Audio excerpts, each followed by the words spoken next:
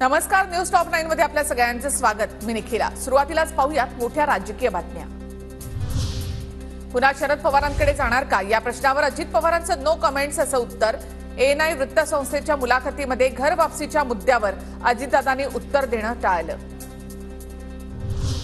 पवारांवर टीकेबाबत भाजप हायकमांड सोबत चर्चा करू। मोदींनी पवारांवर केलेल्या भटकती आत्मा या टीकेबाबत अजित पवारांची प्रतिक्रिया।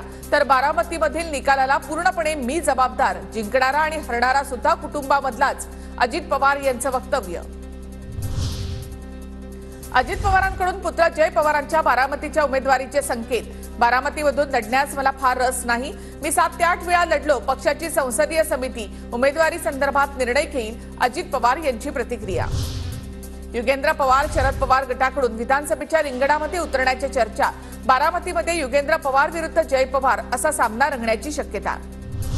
अजित पवारांच्या नेतृत्वामध्ये राष्ट्रवादी विधानसभेच्या निवडणुकीला सामोरी जाणार। जय पवारांबाबत पार्लमेंटरी बोर्डमध्ये चर्चा होईल, सुनील तटकरे यांची प्रतिक्रिया। जय पवारांच्या उमेदवारीबाबतचा त्यांचा अंतर्गत विषय। बारामती नाही तर संपूर्ण महाराष्ट्रामध्ये महाविकास आघाडीबद्दल सहानुभूती, बाळासाहेब थोरात यांचं विधान। लोकसभेच्या अनुभवातून जर अजित पवारांनी काही निर्णय घेतला असेल तर मला माहिती नाही। बारामती विधानसभेच्या प्रश्नावर चंद्रकांत पाटलांचं वक्तव्य। पक्षाच्या पार्लमेंटरी बोर्डमध्ये योग्यतेच्या आधारावर कुणाला तिकीट द्यायचं ठरवू, प्रफुल्ल पटेल यांची प्रतिक्रिया।